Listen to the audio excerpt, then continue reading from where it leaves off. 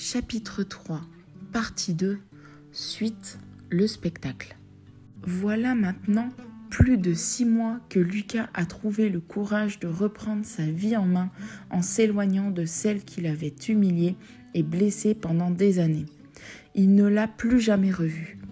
Tous les soirs, c'est seul dans son lit, dans le petit studio qu'il loue, qu'il pleure.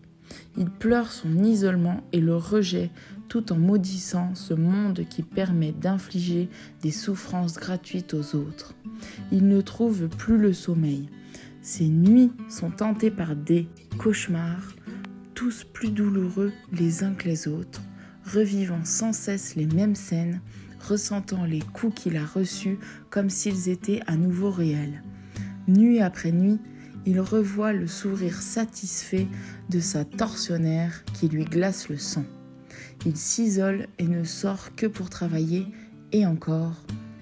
Le matin, lorsqu'il se lève, c'est avec une boule à l'estomac qu'il tente de survivre dans cette vie qui lui semble fade et sans saveur.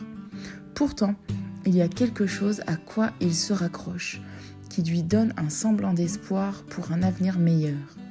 Il n'y croit pas vraiment, mais l'idée que cela puisse être possible lui donne le peu d'énergie qu'il lui reste.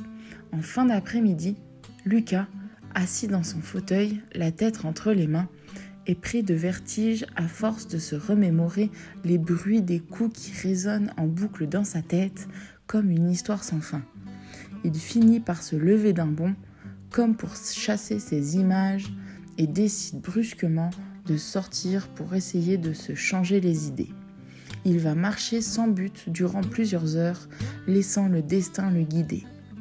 Le hasard le mène jusqu'à la sortie de la ville et l'arrête devant une grande salle toute illuminée, dont l'immense parking regorge de voitures garées un peu partout. Il observe la foule s'engouffrer à l'intérieur, se demandant ce qui peut bien attirer autant de monde. Poussé par la curiosité et se sentant attiré, il traverse la route et se met à faire la queue, attendant patiemment son tour.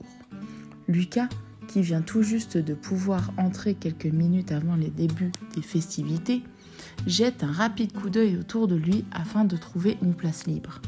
Il arpente rapidement les allées où des centaines de chaises sont parfaitement alignées, toutes occupées.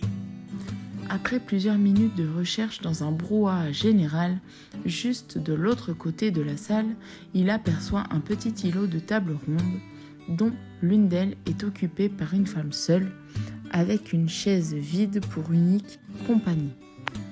Lucas l'observe un instant, hésite, puis décide de prendre son courage à deux mains et s'avance timidement. Une fois à sa hauteur, d'une voix à peine audible et légèrement tremblante sous l'effet de la crainte du rejet, il demande la permission de s'asseoir.